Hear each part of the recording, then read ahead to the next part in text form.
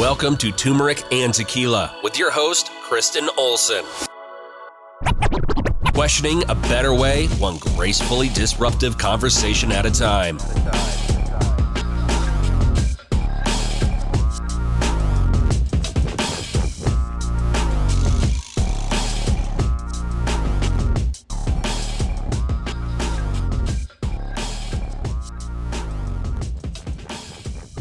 Welcome to Turmeric and Tequila. I'm so excited to be here today. We have fitness family in the house. You know, these are some of my favorite conversations if you listen to Turmeric and Tequila.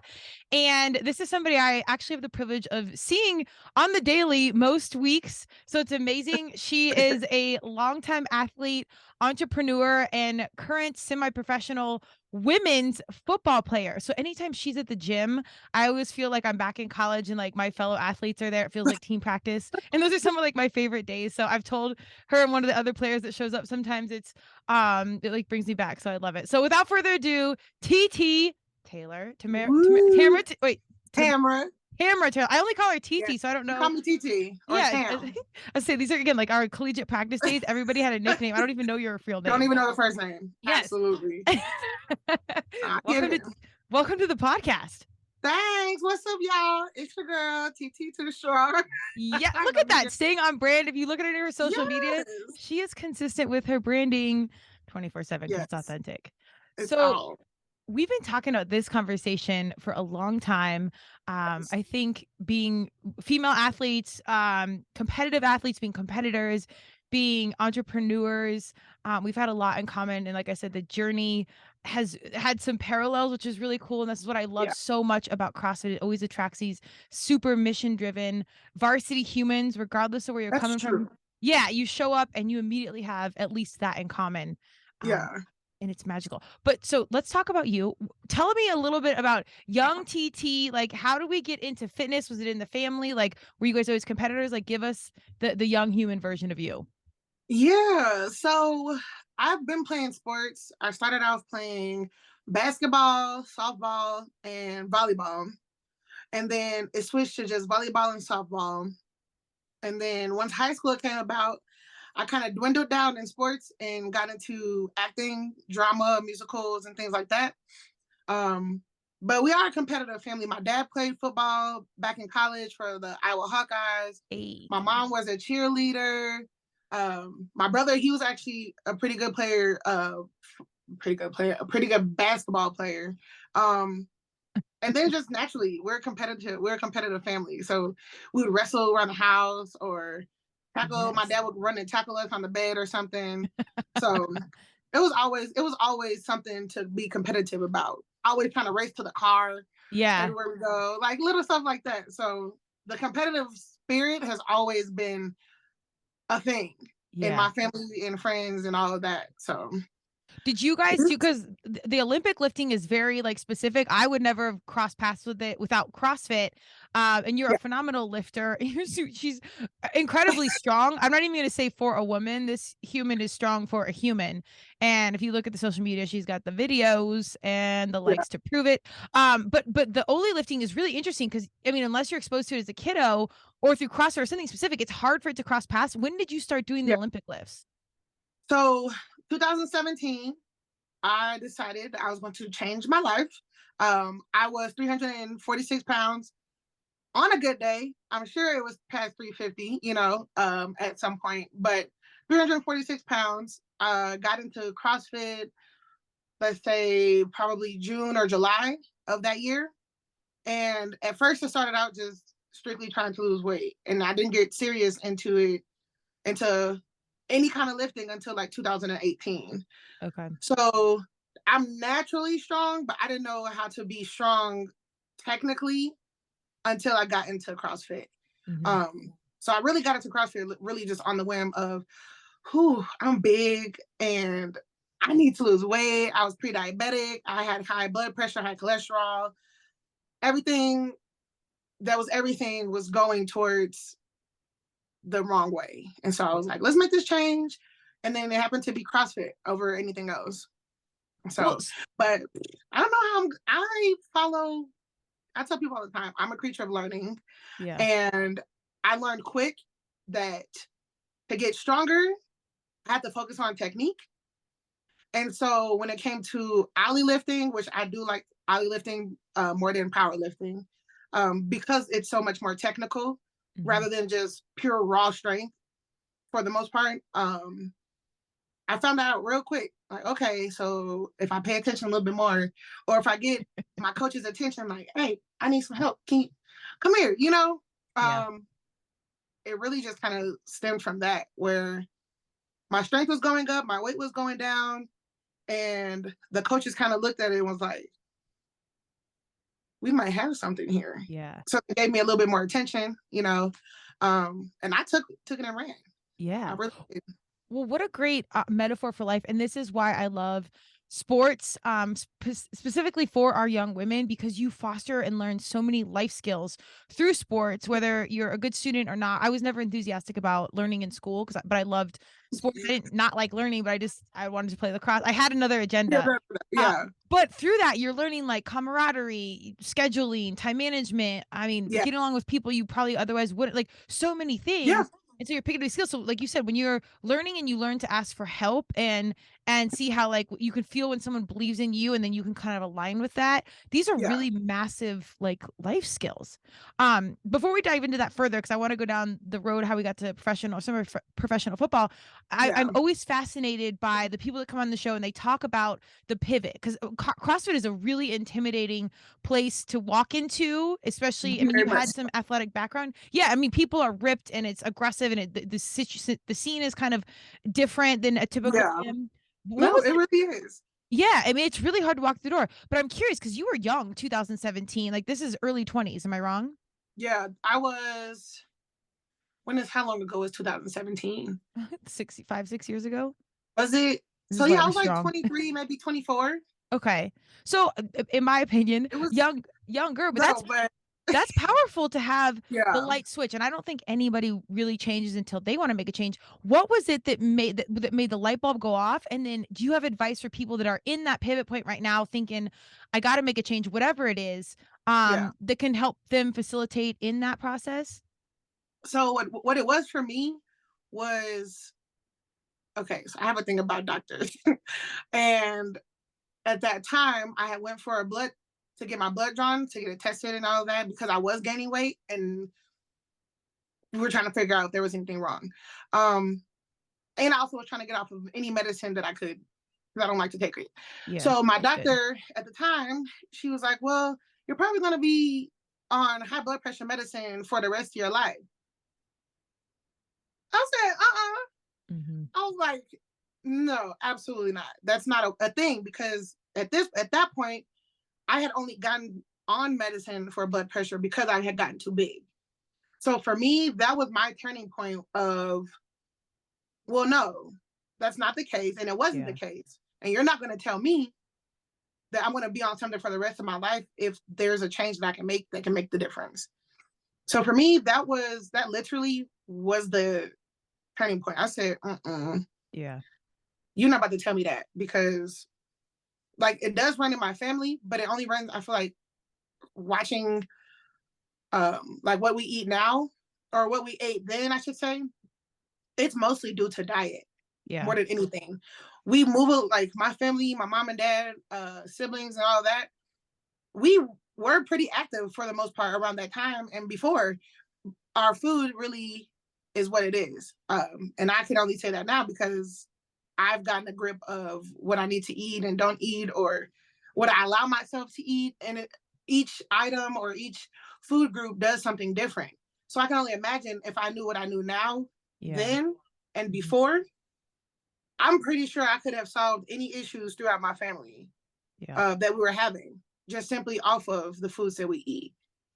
And for anybody else that's struggling with it, it really is a decision.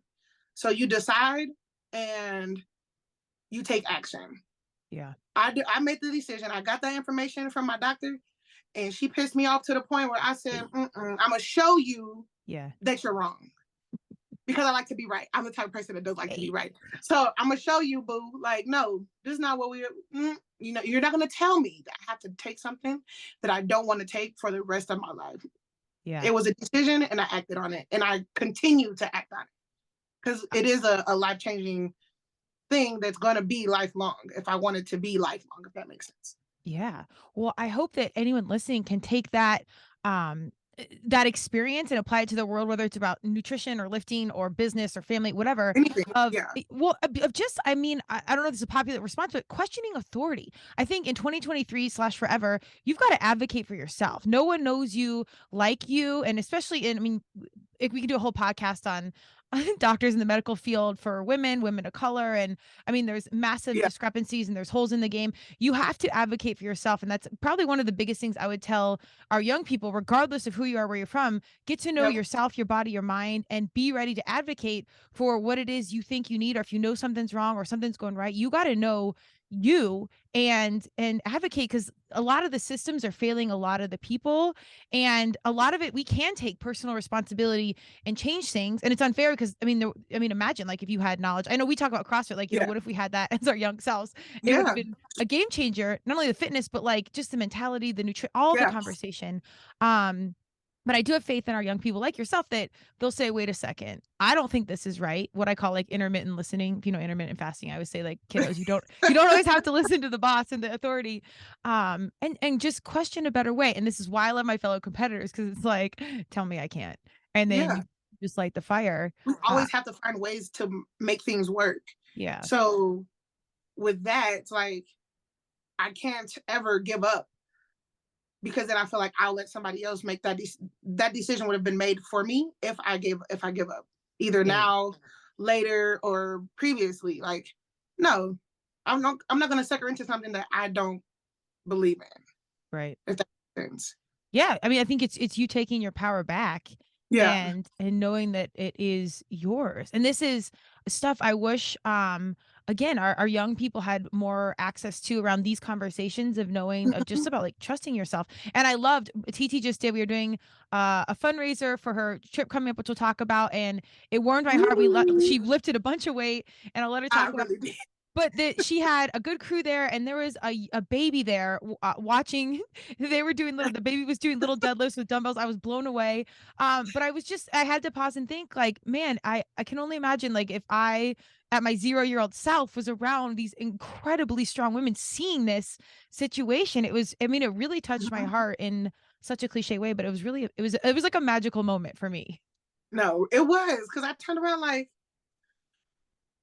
and then for her form to have been so good, she's only 2, so it's like, okay, she was are we instinctually able to do these things? Yes. And our painted minds make it something that it's not. Like, nobody ever taught her how to do that.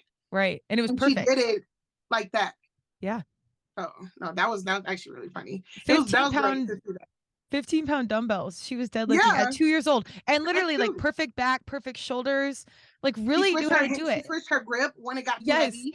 Like, so you watching my videos or something? Hey, take credit. Take credit.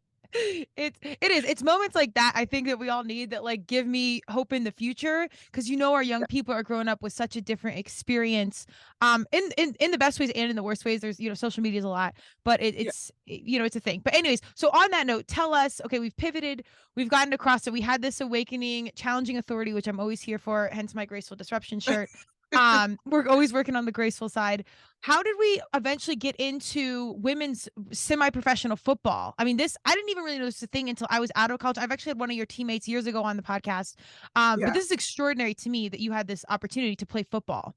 Yes. So I'm originally, let me slow down, from Chicago. So Chicago, West Suburbs area, in Illinois. And so I moved out to Denver in 2021. So it's 2 years now I've been out here. And so my friend who was out here introduced me to the football team. And that's basically how that happened. I never knew anything about women's football, like zero knowledge. Didn't know that there was a thing, didn't know there was. And you never played? You never played football? No, okay. Never played football. I just watched it and was like, "Ooh, they scored," like, or "Ooh, that was a big hit," So it was just like very surface level knowledge of football. And then I came out here, I tried out for the Mile High Blades, and the rest was history, which led to other opportunities. Last year, actually, we won our championship game. Hey, brag about it. Let's hear it. Let's hear it. Man, that was the wildest, funnest, most draining experience I could have ever went through physically. Tell us a little, because here's the thing. I want people to know, you guys aren't paid. I know some parts of it are funded, but for the most part, it's you guys. I mean, there's a lot of time and dedication that goes in and a lot of sacrifice. So it's very, very pure. I was lucky enough to catch a game and I could see, I mean, some women my age, which is remarkable. My body would be like, hell no. But just do it. I mean, there's just such a commitment and camaraderie. I mean, it's extraordinary that you could experience this after college, because like a lot of us women, like there's no professional opportunity. So tell us a little bit about getting into it, getting to play, and then the championship, like the ride and the commitment of it all. Yeah. So my first year, which was 2021, we went, I think 6-0, whatever. We lost one game that season, and we were down a bunch of starters from being injured and things like that. Well, before I get into that, we aren't paid to play these games. And so the time, the energy, the focus that everyone, including the coaches, has to do and put in is strictly based off of what we want, right? So we want to win. Every team wants to win, but it's a matter of coming together as a team and proving that. We have to prove every game, every practice, every whatever you want to do, call it or whatever, we had to prove that we wanted to win. We wanted to be there. So that was my first season was in 2021. We lost our last game. So then that next year, which was last year, 2022, I think a lot of us came back like, okay, because we watched the game back and that's stupid. Like that was really like watching the game. That was my whole thing. Like, and I know for me as an athlete, I want to get better each year. So from the time when I first started, I was pushing 300. I fluctuated between like 295 to 305. Okay. Last year I had gotten down to, I think I was in the 260s, 270s during that season. So I was quicker, I was stronger because I was back at CrossFit and more focused, kind of. I mean, I lose focus like that, but yeah, it has its things. And then we had some new players that came in that were just as strong. Like, and I'm talking about linemen. So my position has always been offensive line and defensive line. I'm a left tackle, or I'm a tackle or guard, depending on where they put me. And then on defense, I'm nose tackle, defensive tackle, or I've been defensive end as well. And now this year, they got me as fullback sometimes. Okay. So each year, like I said, I'm trying to get better. I want to be used more. So that was the thing last year for our championship game. When I say I was so drained, that was the most I've ever played in a game, on both sides of the ball. And the experience, we were at the Hall of Fame Stadium in Ohio, Canton, Ohio.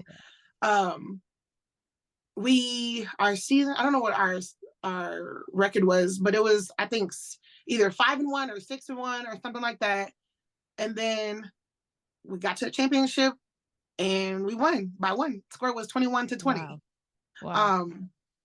But when I say I was exhausted, and I don't like that, I did not like the feeling of being that exhausted when I know I can be used more.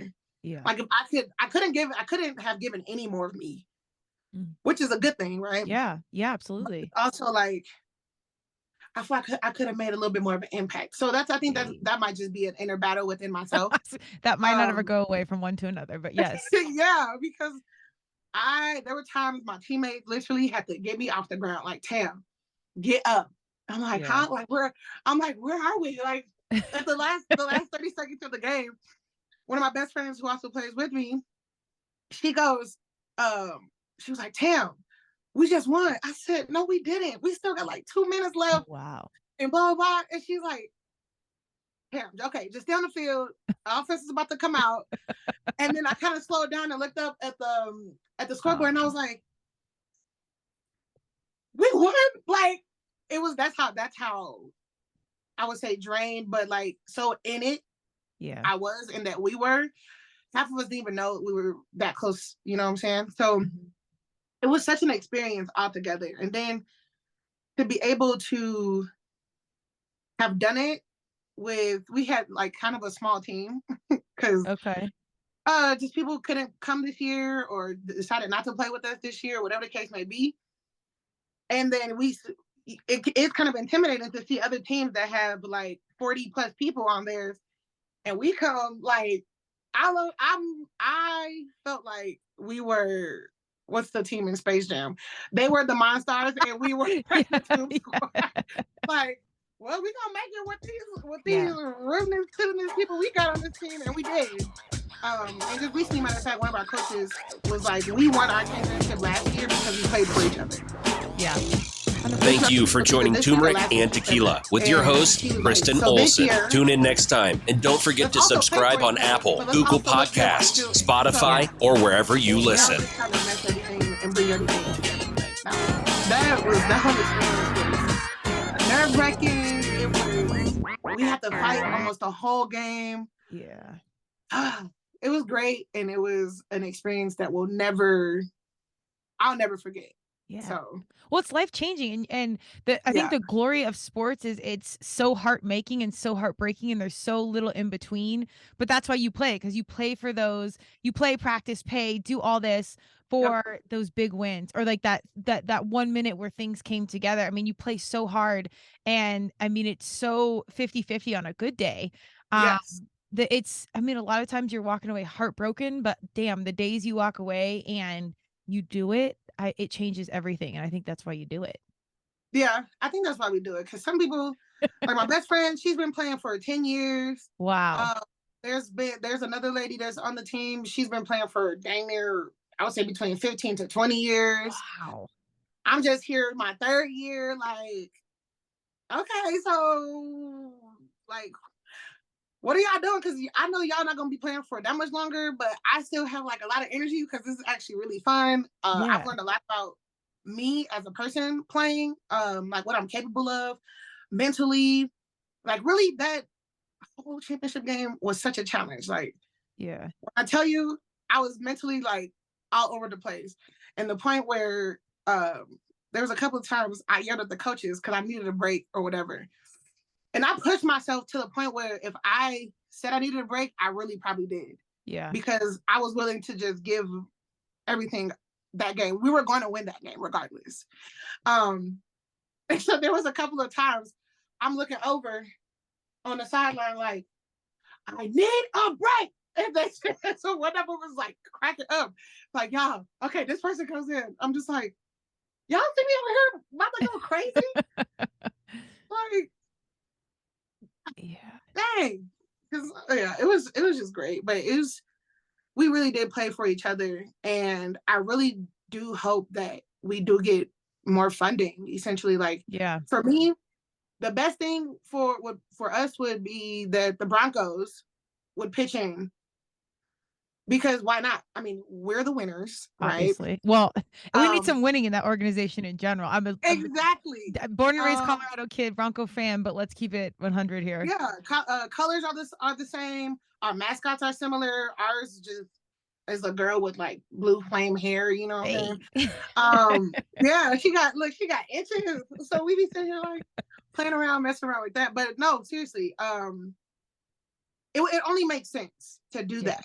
Because some teams have taken that and ran with it. Like the Boston Renegades, they're one of the top teams in the Division I league, in the Pro League. And the Patriots almost completely, if I'm not mistaken, they pay for their entire season. Wow. So when they fly out to places, they use their private jet or their bus if they have to all drive somewhere. So whatever they're doing, we need to go ahead and move that over here this way, you know? Just give us somewhat of an equal opportunity, because it'll never be equal at this point. Right. Just like basketball, right? Right. It's never going to be equal. However, there are ways to make it where both parties feel equally accepted. Yeah. Well, if one organization has that much money, I'm not even saying, you know, let's aim for equality, men and women. But the reality is it's not even equal with women and women right now. If one team is fully funded and they can recruit all these athletes, they've got playing, they've got, you know, training rooms and like health facilities. There's no way it's equal if one person has all these resources and this other person doesn't. Like, there's absolutely no way. And it's really to credit you guys all the more for walking away with such a big W for it. But I mean, the reality is, and that's not equal. And even if you're that big funded team, it's not cool or fun to know that, well, you won. Well, of course you did. You have all this extra all these privilege resources and resources. Yeah, that's not even fun. I mean, nobody wants to go play dodgeball with fourth graders when you're a 40-year-old. Like, let's make it a fair field where, you know, real competition can thrive. So Broncos, I know you're listening. I think it's huge. I was lucky enough to have Ryan Harris on the show a while ago. We were talking about economic literacy, fabulous conversation. Check it out. He's doing a lot of great things.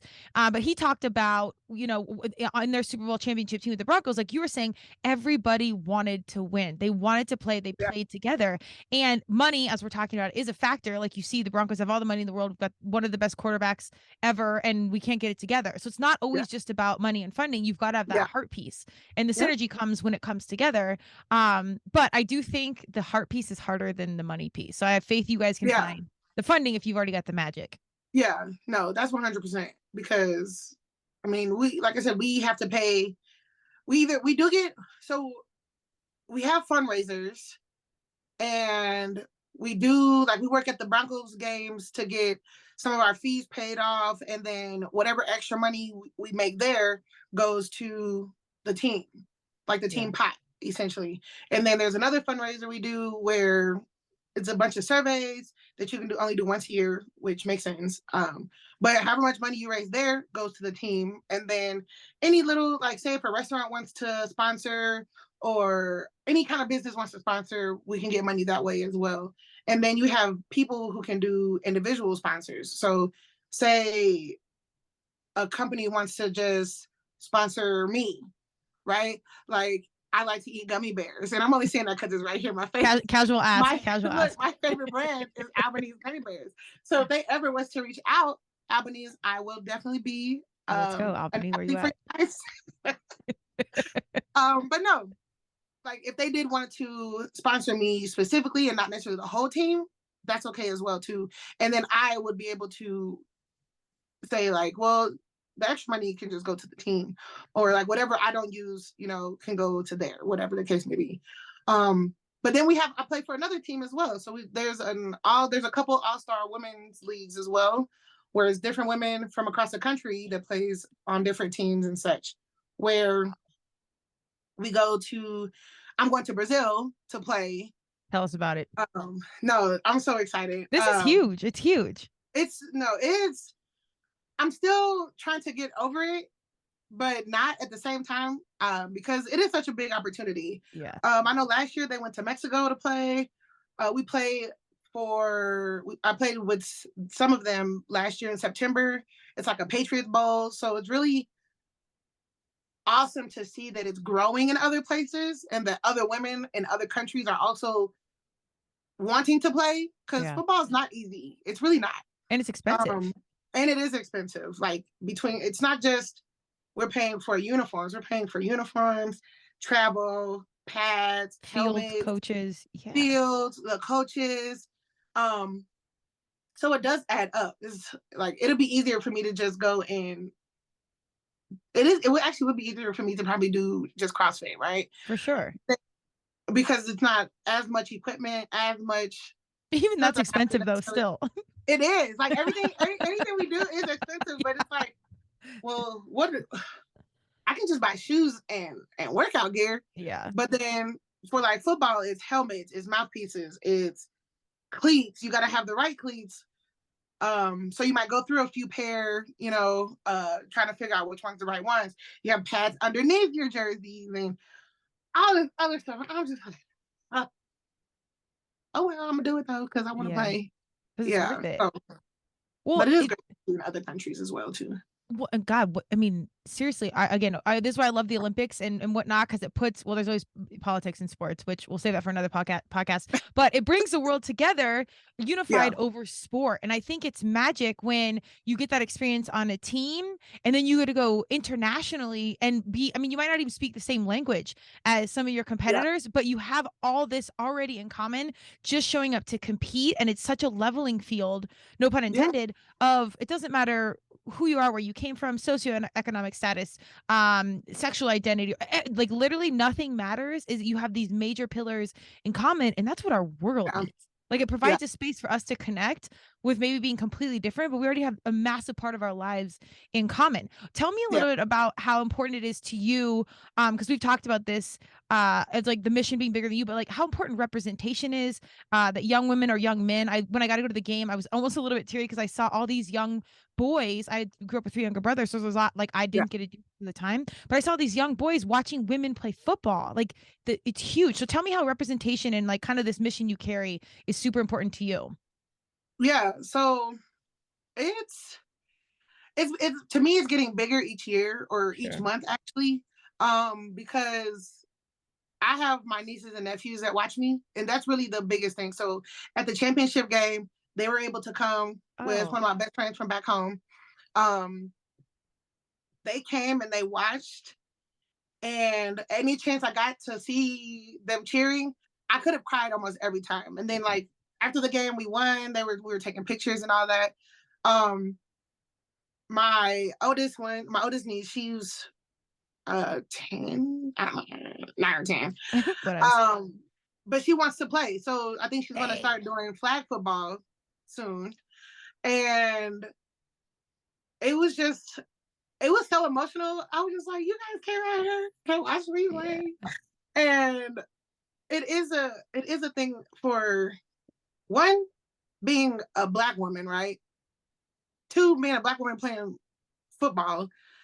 And then I have these little eyes that are watching me give my all to something that doesn't necessarily only serves me. That's the bigger picture. Like you can fight for things and it's not always going to be just about you, but what you're fighting for is going to include you because you're fighting for it. Yeah. And so these are the same little ones that have been watching me lose weight as well. So they've seen me at my heaviest, whether they remember or not, but they have seen me at my heaviest. And they've also seen me at my smallest, and they've seen me in between. So now it's going from that to seeing me play football at that high level. My inner child is right now, and was during the game, it was screaming. Like little young Tam was overjoyed because one, I never thought I was going to do that, but 2, just the opportunity it's presenting for other people, other kids, other moms, sisters, aunts, whoever. Y'all can still do what y'all want to do and still live a life that you want to live. Yes. You don't have to settle one thing for another. The amount of support that we have, all of my friends out here are from the football team. So I haven't lived out here long enough to have made I made other friends, but I'm saying, are we not friends? So I need to join the football team. No.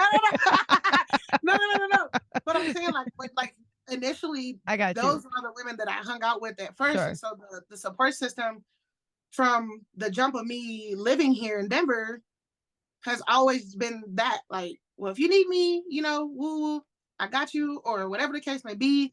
We've had some players who had babies, and the support is still there. So it's like one of those things. It's one of those unspoken things that you kind of, I think as women, we're naturally nurturers. And so we kind of take each other under each other and make it do what it do, if that makes sense. But my inner child, and being able to have my nieces and nephews watch me, I think that probably was the biggest thing out of that whole weekend, because seeing their faces, like they were really cheering on, like they knew what there was. Like I know the 2 oldest ones might know a little bit more, because the oldest, he he also plays football, so he kind of knew a little bit, but they were all looking up like, y'all really think y'all know what y'all talking about? Because I really like I barely know, and I'm playing. Like, okay, y'all get to, look, cheer me on, please. I need all the energy and some to get through this game. But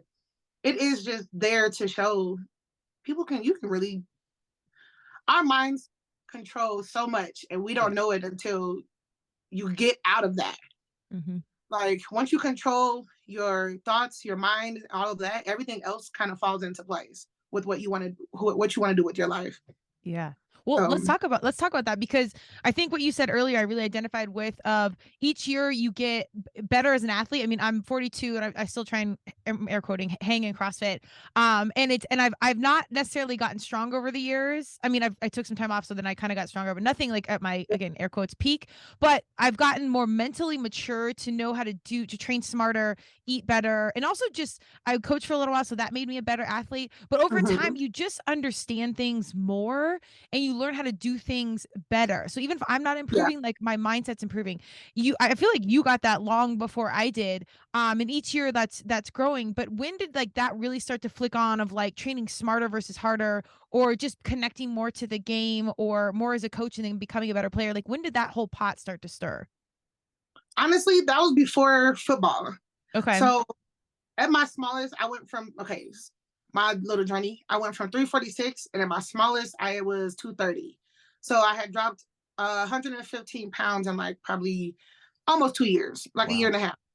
And it was that last maybe few months before I hit my smallest was when I was the most focused. And I realized at that point that I had so much control over the food I was eating, my schedule, my workouts, like everything was literally falling into place, because I had let go of a lot of things that I feel like was holding me back.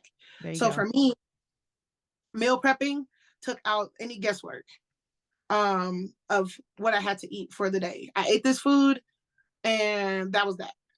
So that was how I had the control over what I ate. So then it didn't switch.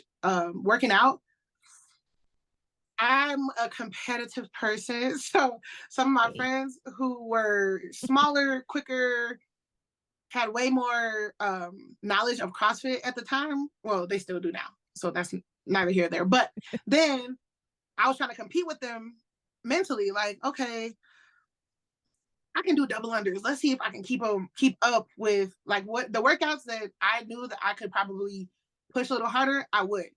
But let's say there's workouts with burpees, because which are the devil. I love burpees. Okay, let's just keep it there. good mental switch. Yeah. Yes. But at my smallest, I was so much quicker at them, and it was just like, oh, y'all better watch out. Because I got some of y'all by all these pounds, and I'm keeping up. So that was another thing that kind of kept me going. And then work. Like, I've always been a person to be moving around a lot at work. I worked with kids at the time.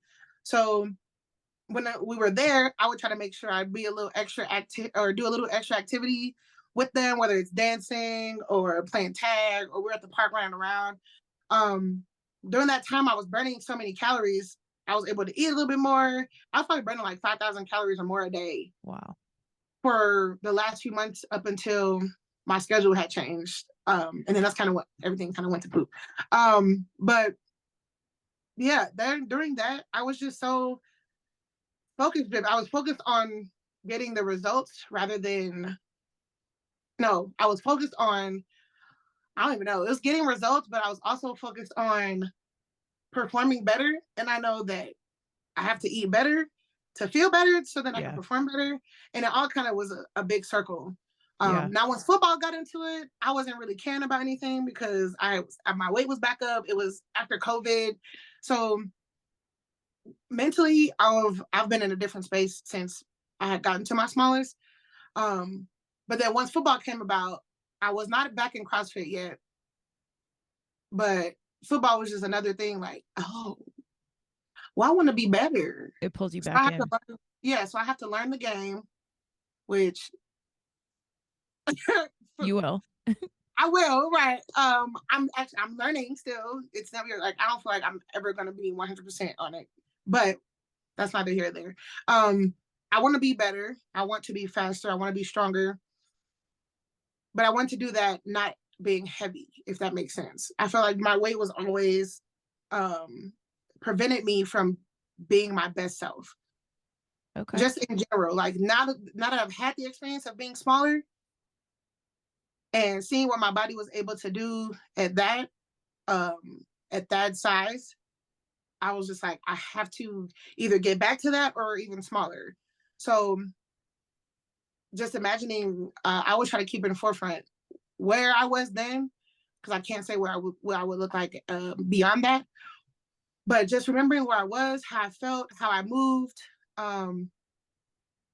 just life in general, how much different it was to sleep, because sleep was better. Getting up, walking around the house, going up and down stairs, just regular everyday life. I remember the first time I realized how much smaller I was in the car.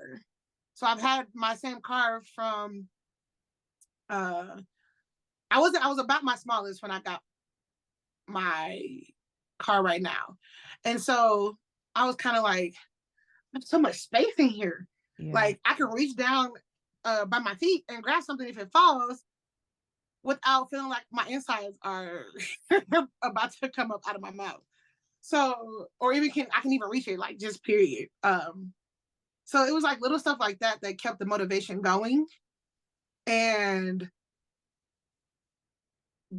before COVID, because COVID kind of changed a lot, that was my mentality then. Was I was more focused on performance rather than anything else. Like my body fell into place, the weight came off, my performance at the gym I was at one of the peaks, I can say, because I feel like I'm going up to a peak right now, essentially, at least with weightlifting.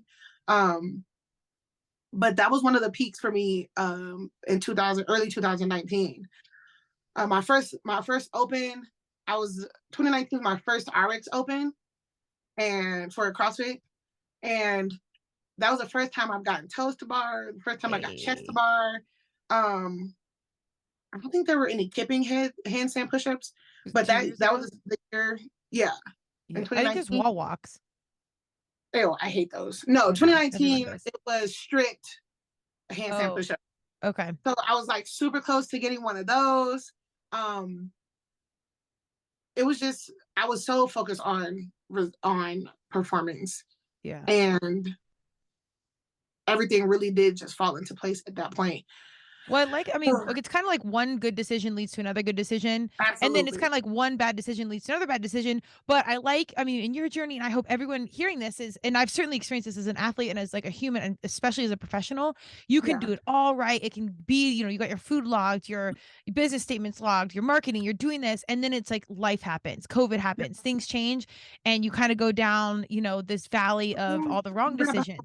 Yeah, but I think the key is, and tell me if you're good at this, because I will always be working on this, but giving yourself grace in it. I think is like high achievers, my varsity humans. I mean, we're usually the most crazy.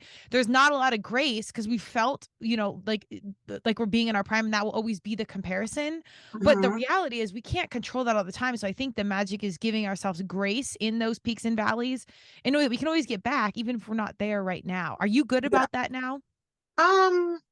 Now I'm working on it. Yeah. I think it's a constant changing process. I mean, it's all kind of a fluid process.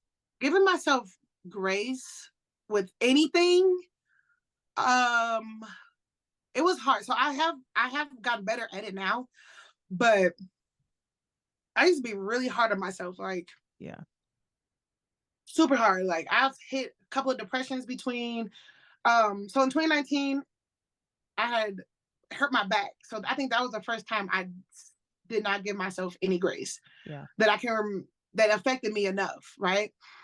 I remember like it was yesterday. I volunteered at the CrossFit Games in 2019.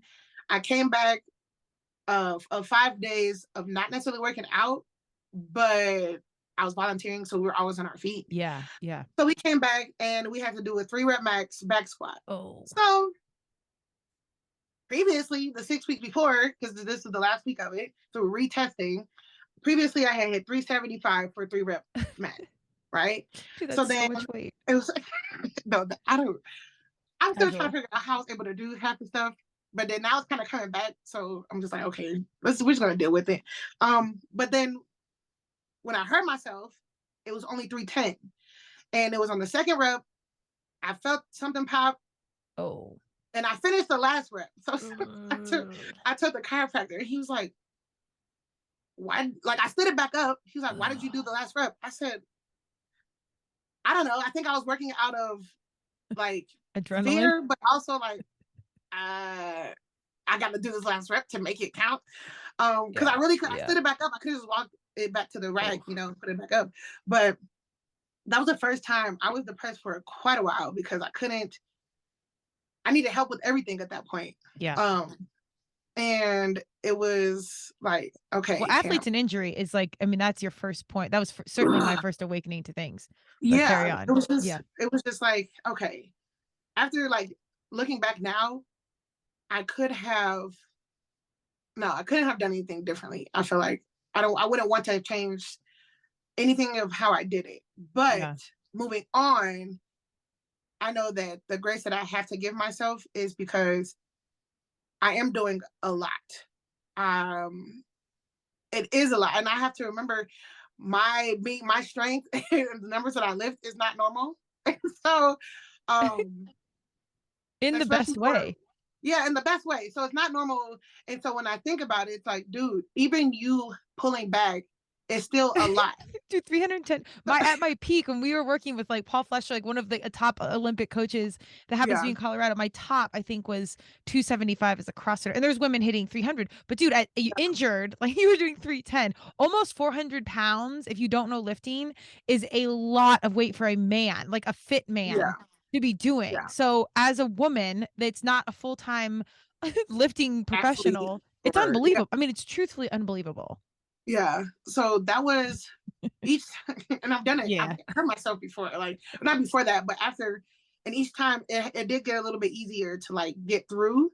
But it was definitely, that was like, who, or just in life, like say something happens and it's like, you're so used to doing something one way, you have to remember, okay, let's step back. Let's take a look at the bigger picture and remember that you didn't let go all the way. And this is just a little speed bump. You're going to get over it. You're going to get through it. Just remember, the why. Remember your why. Remember anything that keeps you going forward. And that's really the biggest thing that I try to tell myself and tell my friends. But sometimes I'll tell my friends I'll give some sound advice, but don't take my own advice. So I have to remember to take my own advice quite a bit. Like, okay, let's stop. Let's breathe. Let's have a me day. Let's get the journal. Let's write it out. Let's pray. Let's do whatever I need to do to get myself back to Pam, Yeah. I think that's phenomenal advice. And you see, our high competitive athletes. I was fortunate to play collegiate sports, and Title IX was a huge piece of my conversation, creating that space for women's sports.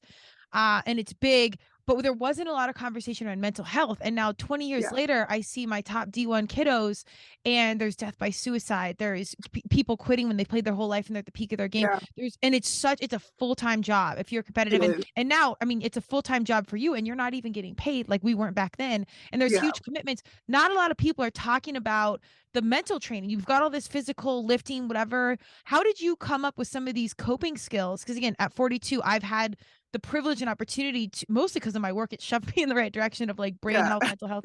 It wasn't really a conversation. So I was fortunate to cross paths with this, but how did you kind of get a wrangle on your mental health and then develop some of these coping mechanisms that happened? Because injury, I was just like you, that was my first depression. I tore my ACL. I didn't have lacrosse, so I didn't have an identity. And I was never given those tools. So what was like kind of like the thing that sparked that light, and what gave you the tools that you can now implement? Honestly, starting off, I'm not even sure. Like, I think my support system, the people who knew me the best knew exactly what to do or say help me through, because obviously they knew I was depressed. I was not for it, and they didn't like to see me down. So they did whatever they could, or said whatever they could to kind of help me through it. I wouldn't say out of it, because like we can only help ourselves out of situations essentially, but you have other people there to help you through situations. But nowadays, honestly, it really is my faith in God that's helped me get through quite a bit. And actually stay as calm as possible.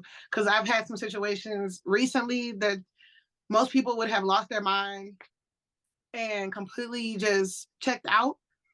And I attest everything and how I've been from every situation to my connection with God, because that's really, I have my friends.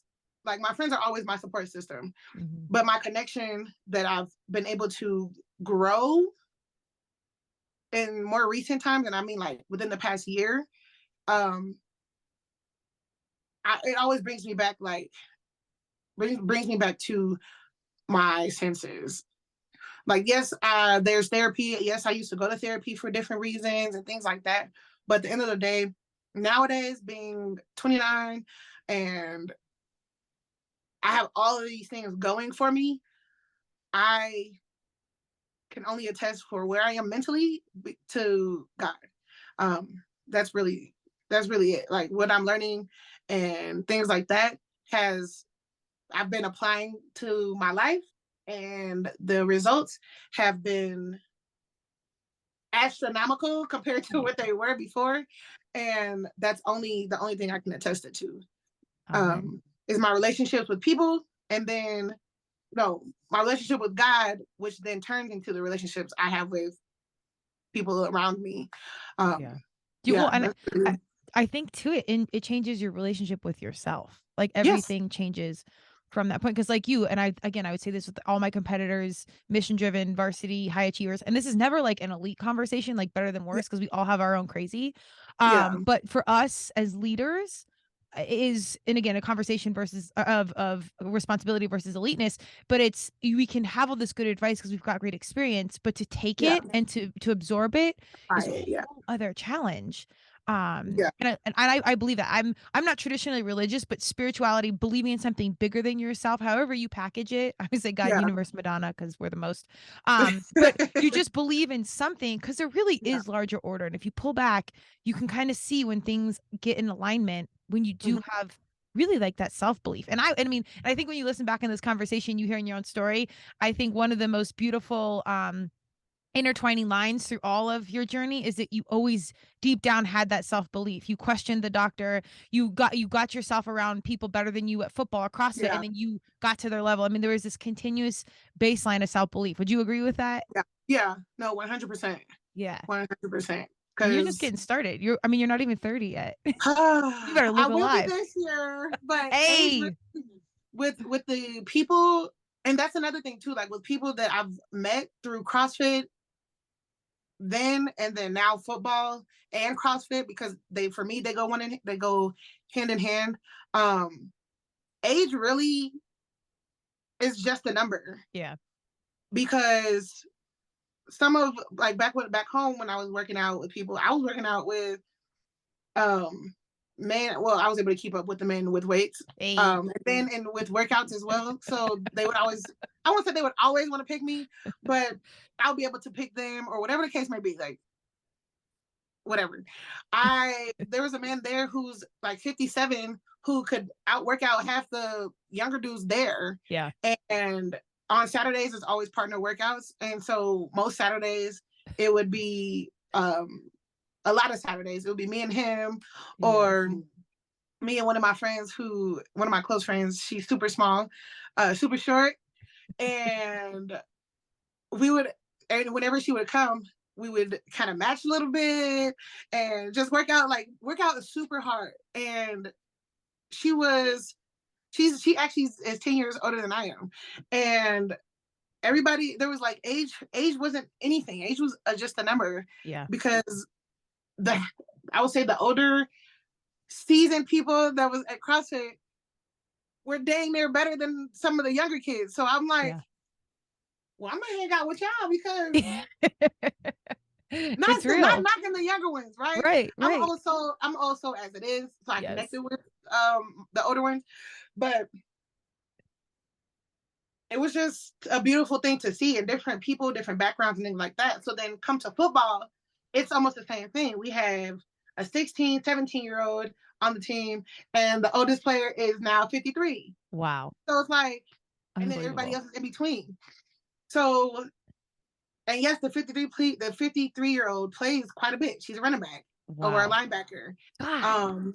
Yeah. So it's like, age really doesn't matter. It's really just your mindset. It really is mindset, heart, your drive, and your ability to want to do and see better, honestly, is what I feel like. Because if I did not want to do better, I wouldn't be better. I wouldn't be still trying to strive for numbers that a year or two ago I would never think I would hit.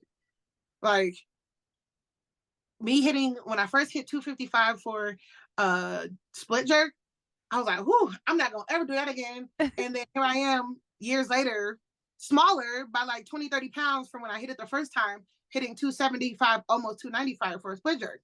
And I'm like, okay. And I'm older. So it's like, yeah. Okay. So age is really kind of just relative. Like, really kind of doesn't matter. It does, but it doesn't at the same time.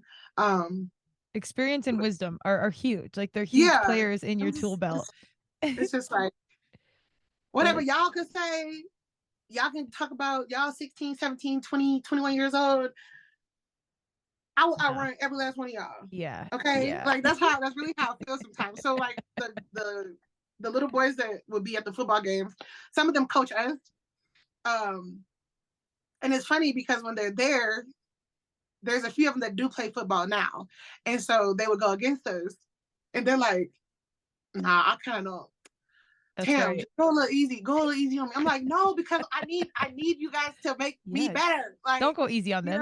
No. I usually don't, unless like we're kind of like whatever the day was. But or I'm like, hey, I need you to test me like on this side. One side of one, I'm faster on one side than I am on the other side. Okay. So if I'm on the weaker side or the slower side, I'm just like, hey, just go full speed. Like, I need to know if I can keep up and blah, blah, blah. Because for the most part, the women that we play against aren't going to be as fast as these boys from high school going into college. We know that for a fact, because as soon as we start to play, some of them are fast. Yeah. Never have I come into somebody that's as fast as the ones that come and help us. So it's almost like when we do wall balls. I used to do 20-pound wall balls all the time. So once we did 14-pound wall balls, it was like, hey. Yeah. So it's essentially like the same thing where you do better, you practice with faster, stronger people. And then once it comes time to perform, you're ready. You're ready. You're more than ready. So yeah. I love it. It's just great to have, I think for me, it's great to have different ages, different races, different perspectives. I mean, it's perspectives that you get, and it's about football and whatever, but you're learning things, I mean, about lifestyle stuff. Like I use these people for windows, or I cook this way, or I do. I mean, there's so many like little varsity pro tips that happen that you don't even know that you pick up along the way. Because we're usually just like around our family and our friends, and not a lot of people leave that nest. But then when you go away and you pick up all this stuff, like your world and your trajectory is impacted by like the smallest things, and it's beautiful. Yes. Yeah. Huge. So it's a beautiful thing. Like I know back home, there was a police officer who would work out with us all the time. And back then, my sticker on my car was expired for a long time. Was what? It was expired. Oh. So I just was like, well, they ain't put me over yet, for it. And so I kind of just kept going. And so he was like, he gave me his card and was like, look, if you're ever in trouble, give me a call. He was like, because every time I come and I see your car, he's like, PT needs to get it together, which I do. Okay. So it's like, I get it. But thanks. Strategic partnerships. So it's like you really do run into different people, and I would have never made a friendship or whatever you want to call it with a police officer at that point in my life. Like, I was just working with kids and working out. Like, that's not where I thought I would meet somebody like that. Or like, I've met a pilot. This man was probably in his 60s. He flew private jets, different places and stuff like that. Nurses, teachers, whoever. Like, it really opened my eyes. Like, and then chiropractors, there's always a chiropractor or two that would come and work out, which is how I know so much stuff about that. Because some of my friends now are like, how do you know that? Well, I asked a lot of questions, and I spent a lot of time with these people because we would be there for so long. Or then, like, once I got hurt, I had no choice but to ask all the questions. So it opens you up, like, getting into things like that, whether you're trying to, whatever your reason is. Like, for me, it was just trying to lose weight, and then football came later, but the principles are kind of still the same. It opens you up to a world that I would not have been a part of or even thought of if it wasn't for taking that leap of faith. Like, let's do this, really. And I think we're taught to echo your statements, because I so agree, to, like, you know, you go to high school and then you get some sort of degree, you do this, and you have, like, there's kind of like this path that, like, is laid out for us. But the reality is, I think you have to just keep kind of showing up and trust that, like, the next stepping stone will lay itself out, because the plan really isn't real. Like, different things, like you said, I never thought I was going to do this. I mean, if I had $1 for every time I said I never thought I was going to do blah blah blah, I mean, we'd have at least $20. And that's a lot. That's a lot in life, because you think about, like, 20 major pivots where I was like, I had no clue this was next. But I think that's where that faith comes in. All right, well, we're wrapping up now. TT, I want you to tell us anything that's coming up. Businesses, listen, look alive. You can get involved. You can be a part of a championship team right now for a very affordable price. How do we find you? Tell us what's coming up. Give us the details. All right. So on social media, Instagram, I do need to give me a Twitter, but I'm not on Twitter yet. Instagram, TikTok, you can find me at TT2 Strong. So TT, the number 2, and the word strong, all in one. And if you want to play football, any women out there, I play for the Mile High Blaze. If you're in Denver or you're willing to travel or able to travel, you can look us up on Facebook or Instagram under the Mile High Blaze. But if y'all want to just contact me, you know, just reach out. Like, I have my Facebook, I have a page on Facebook. It's Tamara Taylor. And the pictures of me in my football jersey. So you might see another one. Obviously, I have my personal page and that one. But there's a bunch of Tamara Taylors. But for my professional one, it is Tamara Taylor. I'm in my football jersey. I think it's the orange top, white bottoms, if I'm not mistaken. But yeah, if you guys want to come catch a game, it is at the 5-Star Stadium in North Glen in Denver. And when's the season starting? Season starts, first game is April 22nd. Oh, so soon. Okay. Everything. Yeah. So it's next month. Yeah. But we still have, I think it's like 51 days or something like that until our first game. But games are on Saturdays. They usually kick off at 7, I think. Sounds about right. But yeah, so games are going to be on our Facebook page, because I don't know. I know our schedule, but I kind of don't. But yeah, for the Brazil game, the game in Brazil, I think it will be streamed. So that game is going to be on March 11th.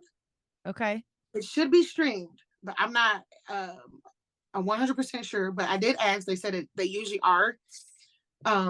So I'll be posting that information up soon, because I get to play in Brazil. Like, what? Hey. I'm still kind of trippy over that. That's still super trippy. But yeah, I mean, you guys if anybody reaches out, I'm usually fairly quick to answer any questions or things like that.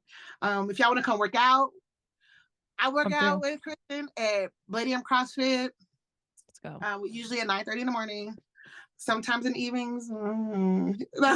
It's like, but no, 9:30, sometimes 12 noon is a good class too.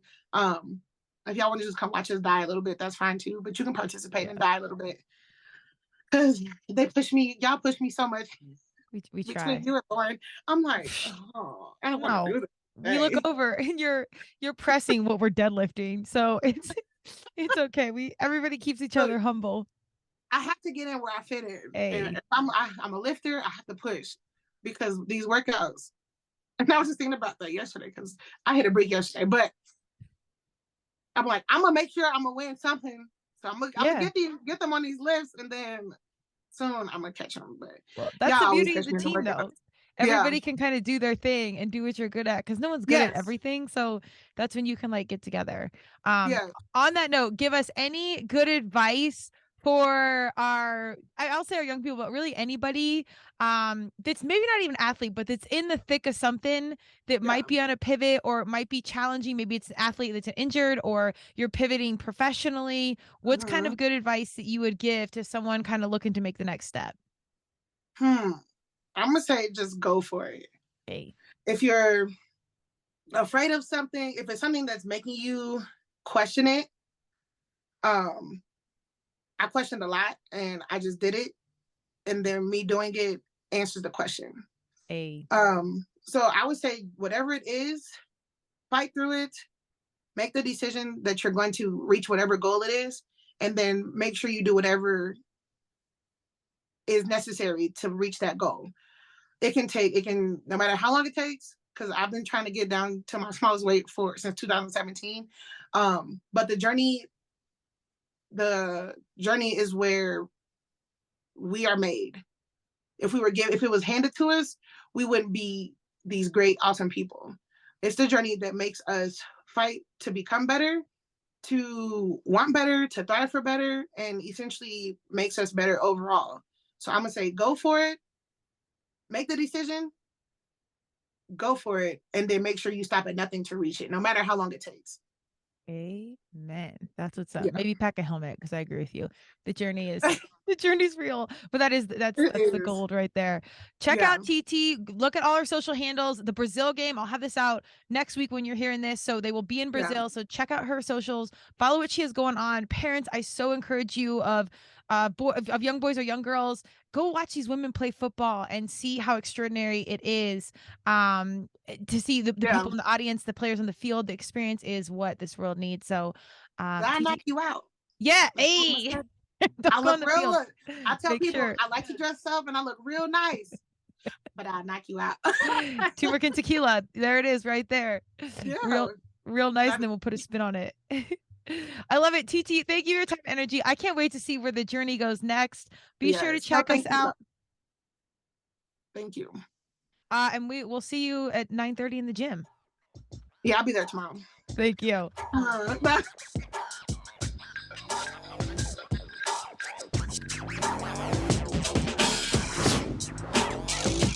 Thank you for joining Turmeric and Tequila with your host, Kristen Olson. Tune in next time, and don't forget to subscribe on Apple, Google Podcasts, Spotify, or wherever you listen.